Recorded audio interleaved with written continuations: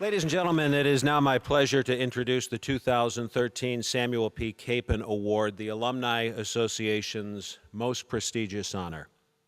Scientist, volunteer, philanthropist, and influential alumnus Ashok Kaveeshwar, who came to the United States on a scholarship from his native India. He attended SUNY Fredonia, which did not offer physics or mathematics courses at the time. Because of that, Ashok reveled in the freedom to explore different liberal arts classes, including one in psychology, taught by the late Professor Stanley Zarlach.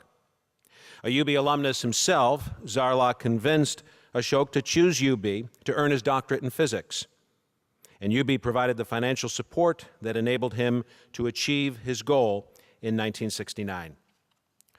Ashok began his postdoctoral work with UB physics professor Gregory Bright, the first person to be named a distinguished professor by the SUNY system. In 1975, he left academics to join another celebrated alumnus, 2009 Distinguished Award winner, Sharid Tak, in a private venture at ST Systems, rising from a technical project manager to the company's chief operating officer. Throughout the next several decades, Ashok continued his rise in the high-tech industry with companies like Hughes Aircraft and Raytheon, developing solutions for international customers and multiple federal agencies. He also served the federal government during George W. Bush's presidency as the first administrator of Research and Innovative Technology Administration, a part of the U.S. Department of Transportation. His time at Fredonia and UB instilled in Ashok a deep appreciation of the liberal arts education, calling it a humanizing influence, having to do with being a complete human being. He says, even if you're a scientist, you want to have an understanding of history, literature, music, and the arts. Ashok has demonstrated his support for UB's College of Arts and Sciences as a member of the Dean's Advisory Council since 1999, chairing it for 5 years. Also known for his strategic fundraising expertise, Ashok was called on as a leader in UB's largest capital campaign in history, which concluded in 2002 after raising $281.1 million, exceeding the goal by $30 million. The UB Foundation also benefits from Ashok's guidance as a board member, development committee member, and a trustee. He is also a member of the President's Constituency Group and a number of university giving societies. For being one of UB's most distinguished alumni and a staunch supporter of his alma mater, and for continuously enriching the university community with the gifts of his commitment, support, and inspiration, please congratulate Ashok Kaveeshwar on receiving tonight's highest honor, the Samuel P. Capen Award.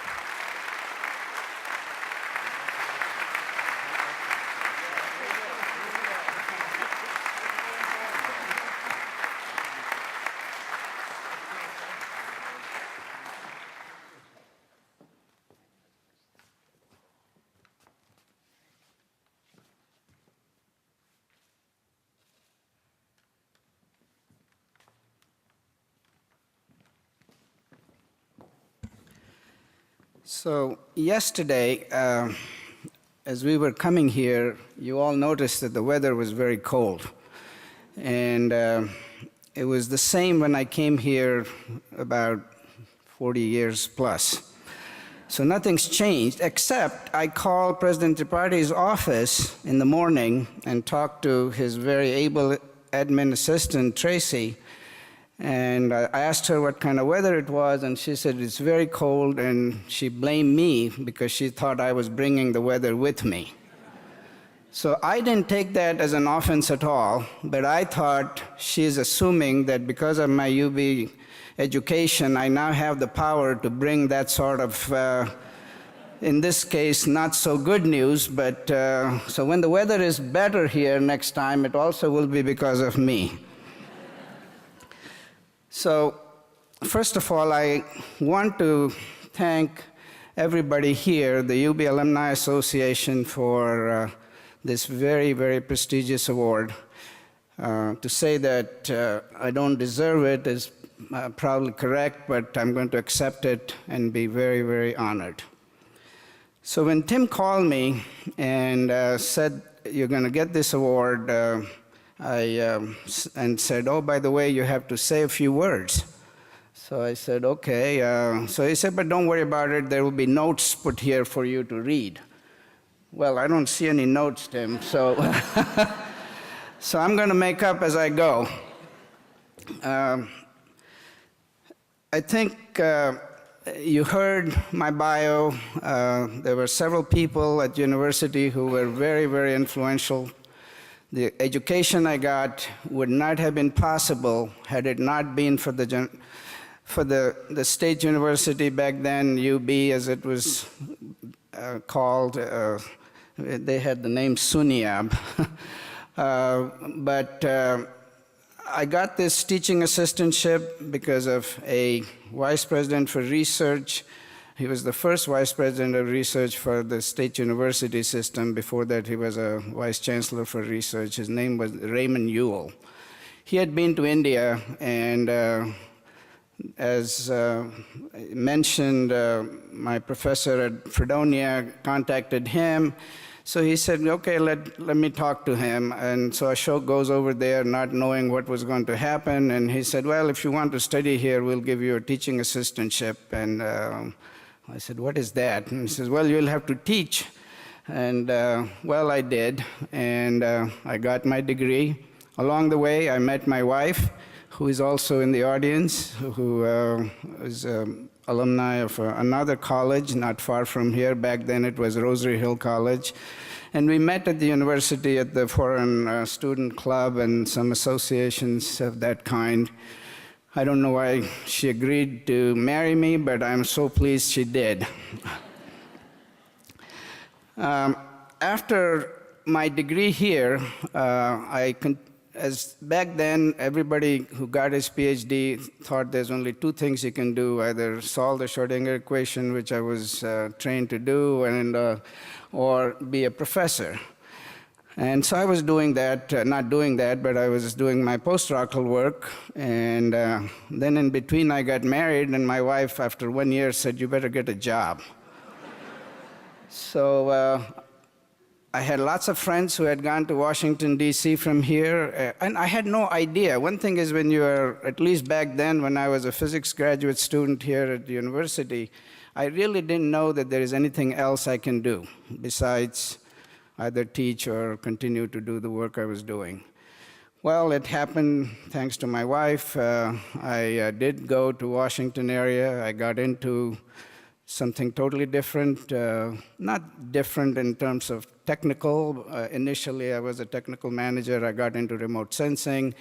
And as you just heard, I chose a management career and then ultimately ran the business. And when you're running a business, you know, the same question was asked of me, what do I do? And I come home and I would tell her, and so I say, well, he sells. So we all do is selling. So anyway, all that aside, about 15 years ago, somewhere around that time, the College of Arts and Sciences was reconstituted, and I got a call, or actually a visit from the university to be a member of the Dean's Advisory Council as what was just being formulated. There were about 5 or 6 other members they had identified, and they identified me as one. I have no clue how they found me or where I was.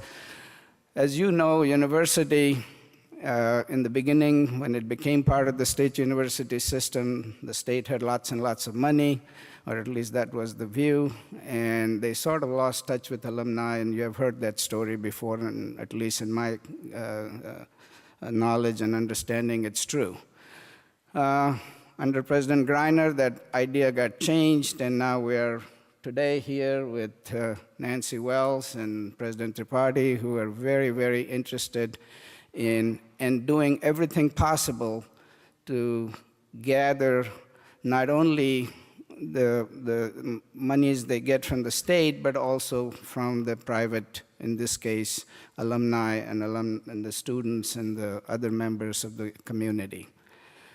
So I was very pleased to have been called. I have been involved with the university ever since, and I can't imagine what a wonderful experience that has been.